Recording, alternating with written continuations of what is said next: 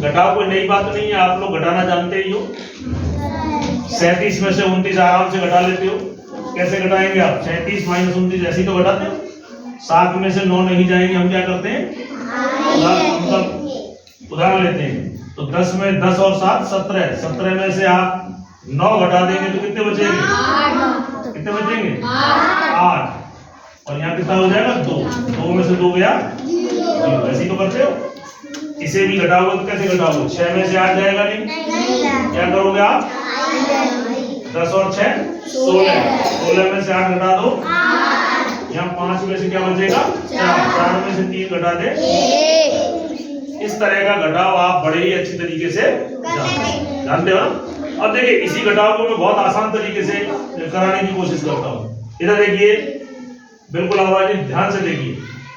यहाँ उधार लिया था ना, मान लो कोई बच्चा उधार लेना नहीं जानता है, मान लो उधार लेने में बच्चे गड़बड़ करते हैं, गलती हो जाती है, तो देखो मैं आपको एक नया तरीका बताता हूँ। देखिए, ये देखिए 29 है ना, 29। तो 29 जीरो वाली संख्या किसके नजदीक है? जिसमें जीरो आता हो। 29 के बाद कौन सी नजदीक संख्या है जिसमें जीरो आए? 30। 30 है ना, तो इसमें कितने जोड़ दूंगा 30 आ जाए? एक कम पड़ रहा है ना, तो आप यहां भी एक जोड़ दीजिए दोनों तरफ। इधर एक जोड़ोगे तो इधर भी जोड़ोगे, तो इधर कितना हो जाएगा? 7 और 1 8, और 3 का 3, और देखो यहाँ पे जोड़ेंगे क्या है? 9 और 1 और यहां से 3, और ये कितना हो गया आपका? 3। अब देखिए यहाँ पे आराम से घट जाएगा। 3 में से 3 घटाए कितना आएगा? 8 में से 0 घटाओ कितना आएगा? आगे मैंने यहाँ पे तो उधार लिया ही नहीं। अगर नहीं समझ में आता एक बार और देखो, ये जीरो वाली नजदीक संख्या कौन सी? इसके 38 के बाद कौन सी जीरो आती है? जीरो वाली संख्या 40। तो इसमें 38 में 40 बनाने के लिए कितने कम है? 2। तो इसमें आप 2 जोड़ दीजिए। इधर 2 जोड़ोगे तो आप इधर भी 2, तो यहाँ जोड़ो 8 और 2 10, और यहाँ पे 6 और 2 8, और ये 5। अब देखो 5 में से 4 घटा दो, 1। 8 में से 0 घटाओ, कितना आया? आ रहा है? तो हमने कहीं हासिल लिया इसमें? कहीं हासिल लिया? मतलब उधार लिया? उधार कहीं भी नहीं लिया ना। तो देखो, आप इस तरीके से भी सवाल को कर सकते हैं। गुणा के विभिन्न तरीके। गुणा आप एक तरीके से जानते होंगे, जहां तक मैं समझ रहा हूं आपको एक ही तरीके से सिखाया होगा। आज देखो मैं तुम्हें 2-3 तरीके से सिखाता हूं। देखिए 8 गुणा 7, इसका मतलब क्या है? 8 का पारा 7 बार बोल लीजिए, या 7 का पारा 8 बार। बताओ 8 गुणा 7 कितना होगा? 8 सत्ते कितना होता है? 8 सत्ते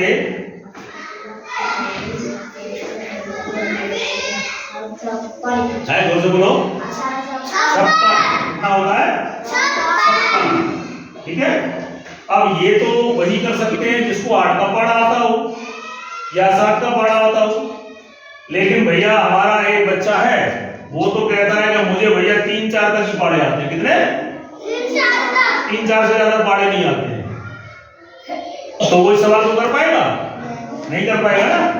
लेकिन देखो, वो भी मैं तरीका बताता हूं। अगर तुम्हें 3-4 का पाड़ा आता हो तो भी गुणा कर लोगे।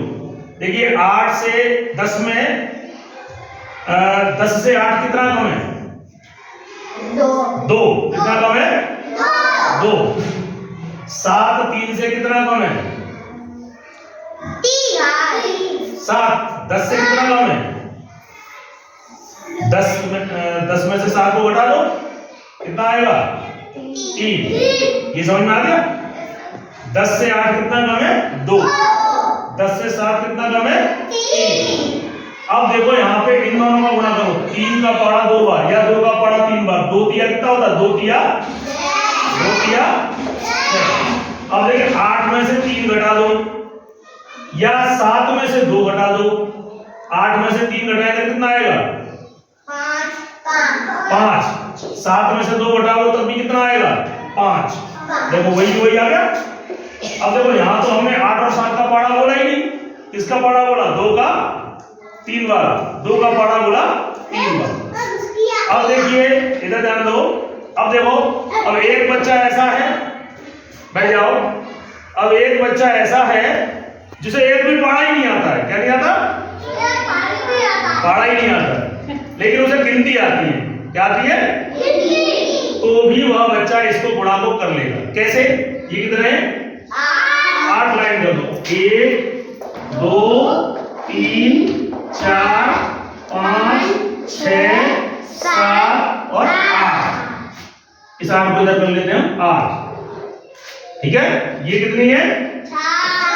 7 लाइन करो। 1 2 3 4 5 6 और 1 7। 1 2 3 4 5 6 7 और 8। 8 तो यूं कर ली। और 1 2 3 4 5 6 7। अब ये जहां पे भी कट रहे हैं उनको लीजिए। 1 2 3 4 5 6 7 8 9 10 11 12 13 14 15 16 17 18 19 20। इस तरह कर लेना।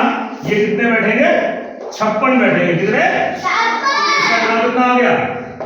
56। तो देखो, ये आपने गुणा 8 और 7 का पहाड़ा बोल के किया। ये पहाड़ा आपने क्या किया? 10 में से कितना कम है वो निकाल करके इनका पहाड़ा बोल के किया। और ये आपने क्या किया? लाइन खींच करके और उनके कटान बिंदुओं को गिनती गिनती, केवल गिनती तो गिनी। तो इस तरीके से आप 3 तरीके से गुणा कर सकते हो। अच्छा लगा भाई? आप 6 7 8 के बच्चे हो, गुणा तुम्हारे लिए कोई बड़ी चीज है? जानते हो ना। लेकिन इसी गुणा को मैं तुम्हें कई तरीके से बताने की कोशिश करता हूं। देखिए, पहले सारा गुणा तो आप जानते ही हो। 7 8 कितना होता है? 7 8 56 हासिल 5। 7 में 63 63 और 5 68। 9 8 9 8 72 हासिल 7। 9 9 81 और 7 88। इनको जोड़ लो। ये कितना आ गया? 6। 8 और 2 10। 1 और 6 7। 7 और 8 15 हासिल 1। ऐसा गुणा आप सभी लोग जानते हैं ना। अब देखो नया तरीका। ये वाला जो है 98 100 से कितना कम है? 2 कम है ना। ये 97 100 से कितना कम है? 3। अब देखो, इसे गुणा कर लो।